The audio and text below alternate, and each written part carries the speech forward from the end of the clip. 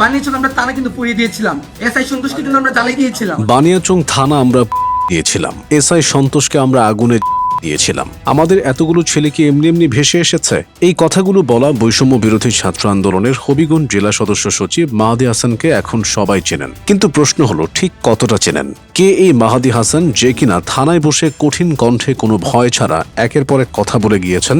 সামাজিক যোগাযোগ মাধ্যমে মাহাদির এই বক্তব্যের একটি ভিডিও ভাইরাল হলে ব্যাপক আলোচনা সমালোচনার জন্ম দেয়। এই ঘটনায় মাহাদি হাসানকে শোকজও করা হয়েছে, এমনকি গ্রেফতারও করা হয়েছে, কিন্তু গ্রেফতারের 15 ঘন্টার মধ্যে তিনি জামিনও পেয়েছেন। পুলিশের সূত্র জানায়, নয়নের মুক্তি দাবিতে বৈষম্য বিরোধী ছাত্র আন্দোলনের কর্মীরা শুক্রবার দুপুর 12টার দিকে মাহাদি হাসানের নেতৃত্বে থানার সামনে অবরোধ করে। ওসির কক্ষে ঢুকে মাহাদি হাসানকে বলতে শোনা যায়, আমরা জুলাই আন্দোলনকারীরা সরকারকে ক্ষমতায় বসিয়েছে, আপনি প্রশাসনের লোক হয়ে আমাদের ছেলেকে গ্রেফতার করেছেন। হবিগঞ্জের সবচেয়ে গুরুত্বপূর্ণ আন্দোলন হয়েছিল, এখানে 10 জন নিহত হয়েছেন। বানিয়াচং থানা আমরা দিয়েছিলাম, এসআই সন্তোষকে আমরা আগুনে দিয়েছিলাম। আমাদের এতগুলো ছেলে কি এমনি এমনি ভেসে এসেছে? দুপুর 2:30টার দিকে জেলা সদর সার্কেলের অতিরিক্ত পুলিশ সুপার শহীদুল ইসলাম ঘটনাস্থলে যান। পরে বিকেল 3টার দিকে নয়নকে মুক্তি দেওয়া হয়। ওই ঘটনার ভিডিও সামাজিক যোগাযোগ মাধ্যমে ছড়িয়ে গেলে দেশব্যাপী আলোচনা শুরু হয়। পরে স্থানীয় সাংবাদিকদের কাছে মাহাদি দাবি করেন, নয়নের আটক ছিল রাজনৈতিক উদ্দেশ্য প্রণোদিত। তবে থানা জ্বালিয়ে দেওয়ার বক্তব্যটি সঠিক ছিল না স্বীকার করে তিনি বলেন,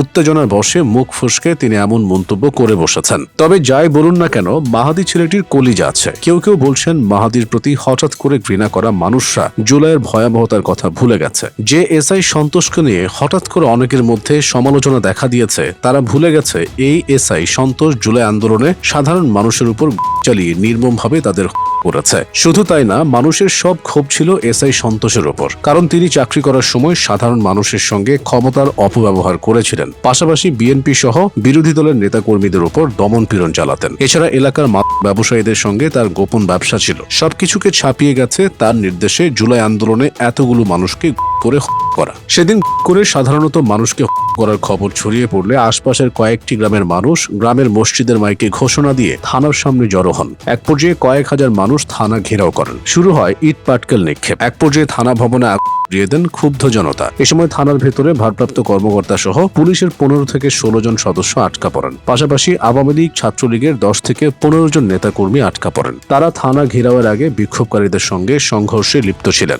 বিক্ষোভকারীদের ধাওয়ায় থানায় আশ্রয় নিয়েছিলেন। থানা ঘেরাওয়ের খবর পেয়ে সেনাবাহিনী ঘটনাস্থলে পৌঁছায়, কিন্তু কোনোভাবেই সেনাবাহিনী থানা নিয়ন্ত্রণে আনতে পারছিল না। ক্ষুব্ধ লোকজন রাত 1টার দিকে সেনাবাহিনীকে প্রস্তাব দেন আওয়ামী লীগ নেতা ও বানিয়াচং উত্তর পশ্চিম ইউনিয়ন পরিষদের চেয়ারম্যান হায়দারুজ্জামান খান ও থানার উপপরিদর্শক সন্তোষ দাস চৌধুরীকে তাদের হাতে ছেড়ে দিতে, কিন্তু সেনাবাহিনী রাজি হয়নি। এক পর্যায়ে সেখান থেকে উদ্ধার করার সময় ক্ষুব্ধ জনতা এসআই সন্তোষকে ছিনিয়ে নিয়ে যায় এবং পিটিএম ফেলে এবং তার কাছে ঝুলিয়ে রাখে। এই ঘটনা যতটা নির্মম শোনাচ্ছে, এসআই সন্তোষ সাধারণ মানুষের উপর আরো বর্বর এবং নির্মম আচরণ করেছে। সাহসী মাহাদি হাসান এই ঘটনা নতুন করে জিইয়ে তুলেছে। জুলাই আন্দোলনে সাধারণ মানুষের উপর বর্বর আচরণের কথা মনে করিয়ে দিয়েছেন। এই ছেলেটা অনেক আগে থেকেই ভারতের বিরোধিতা করেছে, ফ্যাসিস্ট সরকারের বিরোধিতা করেছে। কারো কারো মতে মাহাদি হাসান কথায় আরেকটু সংযত হলে একদিন বলিষ্ঠ কণ্ঠের নেতা হয়ে উঠবেন।